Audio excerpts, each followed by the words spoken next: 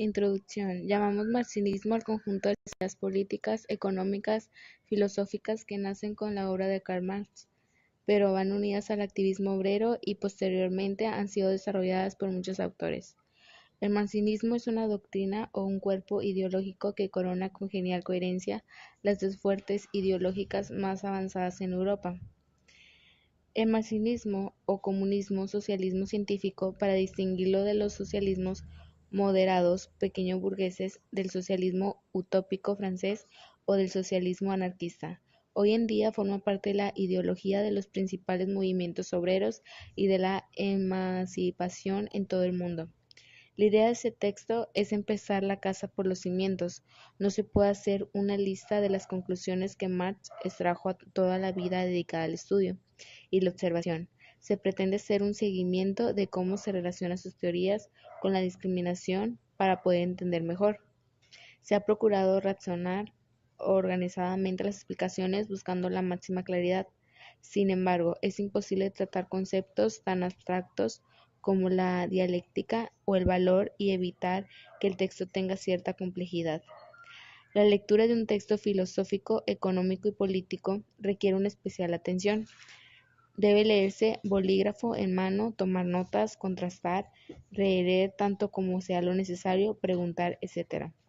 Dada la necesidad de recortar, resumir, omitir y simplificar, es recomendable al joven lector que desea iniciarse en el marxismo que no se consienta en quedarse en el umbral y que tras esta visita llegue por medio de otras lecturas y demás fuentes a profundizar más que los contenidos del marxismo. Introducción. Llamamos marxismo. El marxismo es una doctrina que tiene sus bases en las teorías que desarrollaron los afamados Marx y Engels. Ambos intelectuales de origen alemán interpretaron el idealismo dialéctico popularizado por Hegel como materialismo dialéctico y propusieron la creación de una sociedad sin distinción de clases. A las organizaciones políticas creadas según los lineamientos de esta doctrina se les describe como marxistas. Los componentes centrales del modelo teórico explicativo marxista son esencialmente 4 elementos. En primer lugar, el concepto de lucha de clases, que es formulado por primera vez en el Manifiesto Comunista y que progresivamente se va transformando en el método de análisis de la historia humana en torno al concepto de clase social, contradicción y división social del trabajo. Este método está a la vez basado en la mecánica hegeliana, comúnmente llamada como dialéctica, aunque en términos estrictamente hegelianos se trata de una lógica ontológica.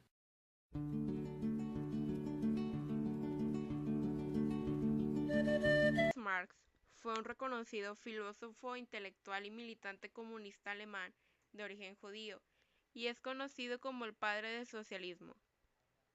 A Marx también se le conoce como uno de los mayores representantes del comunismo moderno.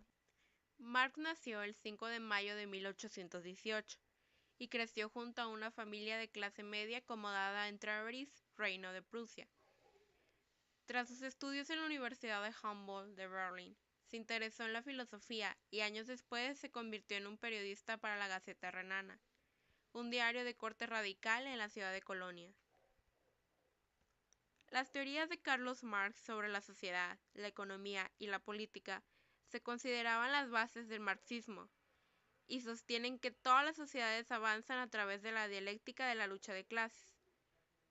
Marx murió el 14 de mayo de 1883 en Londres, tras padecer una fuerte gripe. El capitalismo y sus repercusiones en la sociedad son la acumulación de la riqueza en manos de particulares, la formación y el crecimiento del capital.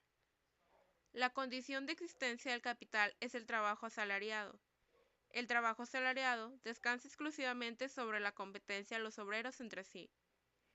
El progreso de la industria del que la burguesía, incapaz de imponérsela como competencia, es agente involuntario, sustituye el aislamiento de los obreros, resultante de la competencia, por su unión revolucionaria mediante la asociación.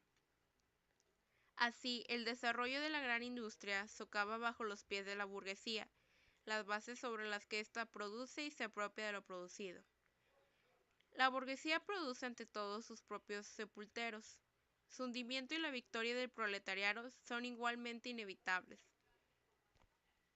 El objetivo de la teoría de Marx consistía en hacer desaparecer las diferencias entre las clases sociales. Esto ha constituido hasta nuestros días una utopía, pero al mismo tiempo, también un ideal que ha guiado a muchas personas en el intento de lograr dicho objetivo. Marx también señaló varias clases sociales, que consistían en 1. Burguesía financiera.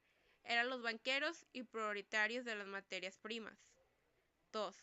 Burguesía industrial. Eran los propietarios de las grandes empresas. 3. Pequeña burguesía. Eran las pequeñas empresas, los pequeños propietarios, los comerciantes. 4. Clases terrateniente. Estos eran, como su nombre lo indica, dueños de las tierras. 5. Clase campesina, ya su nombre lo está diciendo. 6. Proletariado. Obrero de las fábricas y asalariados en general. Marx señaló que para la revolución socialista se tiene que utilizar la fuerza revolucionaria para romper el cascarón de huevo. Presentación del caso. Relato de una nota periodística. Discriminación. Lo que muchos no comprenden. La historia que ahora voy a contar son hechos reales. Me motivó este tema del cual voy a hablar porque hay personas en el mundo que aún no comprenden que existen otras que no viven bien, que son discriminados o porque viven en guerra. Las personas en este mundo deberían vivir felices, en paz y sin lágrimas en los ojos. Mi historia comienza con una familia que vivía en Irak, una pareja y 2 hijos. La familia se quería entre sí. Vivían en una casa pequeña, no con mucho dinero, pero el padre trabajaba para ganar el poco dinero que sostenía a la familia. Un día se sintió estallar a las 11 de la noche, una bomba que conmovió al pueblo. Se escucharon tiros y gritos. La familia se asustó mucho. El hombre salió para ver lo que estaba ocurriendo. Se trataba de una guerra. La gente corría por las calles mientras le disparaban. Estas acciones eran las cometidas por los imperialistas yanquis. Era doloroso observar aquellas escenas tan horrendas. A la mañana siguiente habían cesado los tiros. Uno de los niños salió a jugar, pues él no sabía nada de lo que ocurría. A los pocos minutos, el niño divisó a un hombre vestido de verde y un casco del mismo color. Seguidamente, el pequeño corrió hacia el hombre para ver si lo conocía. Aquel era uno de los yanquis. Apuntó al niño con intenciones de matarlo. El niño, al saber lo que iba a hacer, rápidamente se escondió. El vestido de verde lo persiguió hasta que lo vio y desgraciadamente le disparó. Los padres, al escuchar el tiro y no ver a su hijo en la casa, salieron a buscarlo. Cuando lo encontraron herido, ya no estaba el asesino. Llevaron al niño a la casa, el cual sangraba repetidamente. Todos lloraban angustiosos con pensamientos de culpa.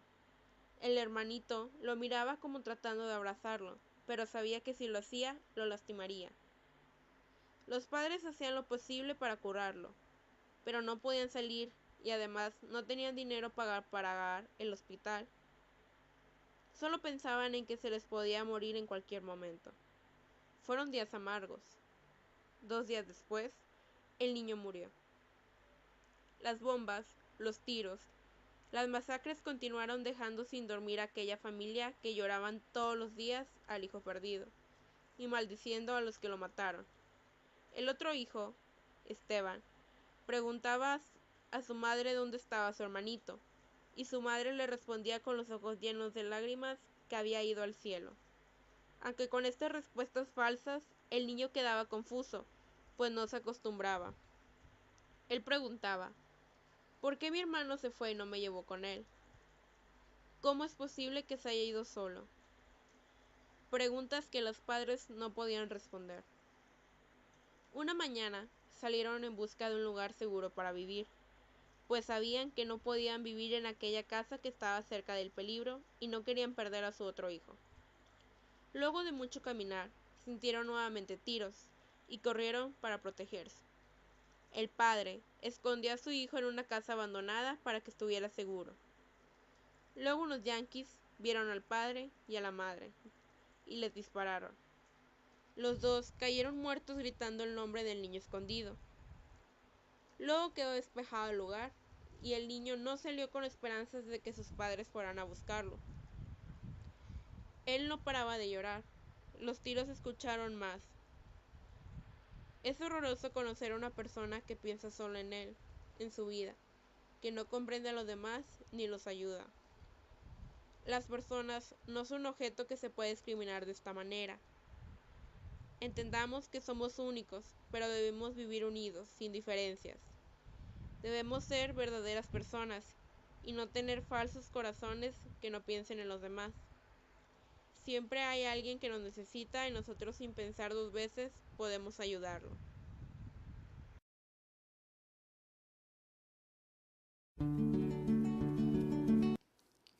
Mi análisis del caso empieza con la pregunta: ¿qué motiva al soldado para matar al niño?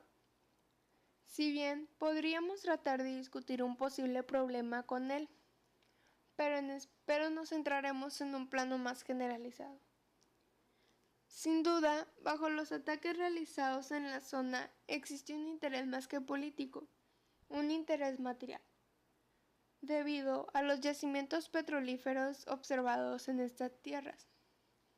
Este acto posiblemente podría ser manejado por la burguesía, entendiéndola como las compañías que de cierta manera apoyan y o manejan al ejército estadounidense hacia un objetivo: adueñarse de ciertas tierras.